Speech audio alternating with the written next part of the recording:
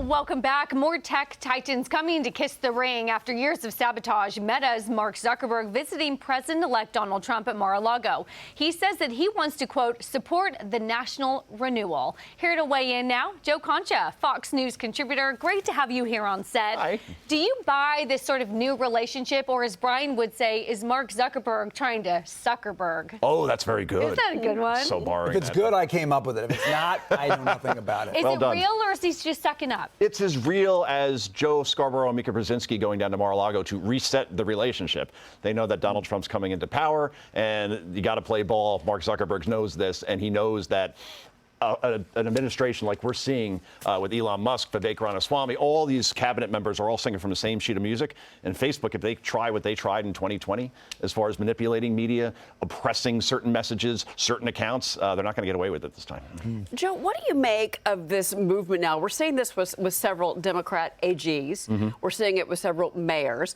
They're very nervous, obviously, about Trump coming in and disrupting, in some cases, their progressive policies, which have not been successful, I would argue. But I want to let you listen to local pastor Corey Brooks. He's out in Chicago, and he was talking about the missteps that he thinks that Mayor Brandon Johnson is making. I want you to watch this. Go, Brandon. He does not speak on the behalf of the people. He only has a 14% approval rating. That means that the majority of the people in Chicago do not agree with his policies, nor do they agree with him. Real quick example in Maryland, the AG there, they're now hiring for someone to, quote, safeguard civil rights, protect the environment, and ensure the rule of law by fighting Donald Trump. That's in the job description. Yeah, that's hiring lawyers, right? To protect those who are here illegally against Donald Trump saying you shouldn't be here. It's hard to have a 14% approval rating in Chicago. At last check, that's quite the blue city. Yeah. And this other Brandon, not the Let's Go Brandon president, but this Brandon has done a horrific job. And he keeps saying, well, I'm going to protect our people. No, they're not your people. They're from other countries that should not be here. And they are sucking your social services like education, sanitation, and police. And obviously the budgets are all blowing up, including here in New York. So, yeah, if you want to be like J.B. Pritzker, for example, you want to run for president in 2028, this is now like a 65-35 issue as far as mass deportation. More and more polls are showing that Americans support it. It's why Donald Trump got elected. You want to defy the president and say, no, we're going to protect these people from Tom Homan? Right. Roll the dice and take your chances. Well, you get a 14% approval rating when life's kind of 14% good, right? I mean, that's how those things work. But Joe Biden says people don't feel good. It's not because things aren't good. It's because the media has painted this picture. Listen to what he said, Joe.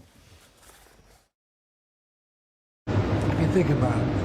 What do you? And it's not a criticism of the press. I mean, this, you know me too well. Is that you turn on the television, you don't see a lot of good news.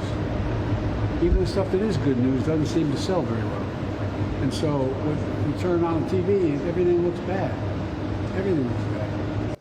I don't know. Sometimes what's on TV is just what's happening, Joe. And Everything it's not a creation. It's just a reality. Everything looks bad, Brian, because everything is pretty much bad, right? I mean, you have inflation that is still rising about 3 times as high than it was under Donald Trump, for example. People are paying way too much for groceries. They see rising crime in their neighborhoods, driving people out of places like New York, San Francisco, and Chicago to places like Tennessee, Texas, and Florida. They see the border, 12 to 15 million. Who knows how many people have come in, including those on the terror watch list. So everything looks bad because everything has been bad under this president, and that's why Donald Trump won the popular vote, every swing state. The Senate is in GOP hands, the House is in GOP hands, because Americans felt this presidency and they didn't feel very good about it. That's right. Joe, we love having you here. Thanks so much. This was so fun. Good luck in the Memphis Marathon, by the way. Thank you very much. Marathons galore.